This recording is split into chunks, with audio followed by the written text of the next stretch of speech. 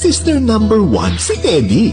Oh my goodness, I am so smart. Sister number 2, si Bobby. True love my ass. Sister number 3, si Alex. I love my life. Woo! Sister number 4, si Gabby. Clear classrooms, now.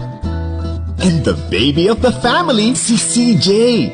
I'm getting married! Magpapakasal? Hindi kayo nakulam o nagayuma yung bunso natin? Mong Techi, ano pa man ang opinion natin, kailangan yung umuwi para sa big event. Ikaw ba sigurado dyan sa babaeng papakasalan mo? Oo naman ate. Chararat daw, sabi nitong si Alex. Anong chararat? Chararat yung Ano attractive? pinaganda mo pa. Pangit.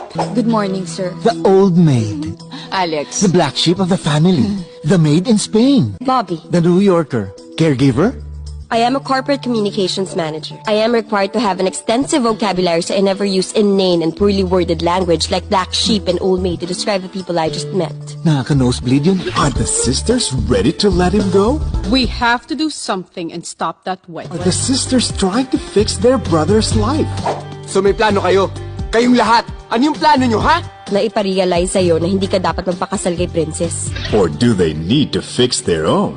Kapag ikaw nagbiro kahit masakit, okay lang. Kaya nga joke yun, hindi ka dapat nasasaktan doon. Don't give comments about my personal life because I don't give comments about yours. Pag-aaway-awayan ba natin to ngayon? Why do I even have to take side? Okay na, talo na ako. Talo na ako. Hindi ka pa nag-isip, hindi mo ginamit yung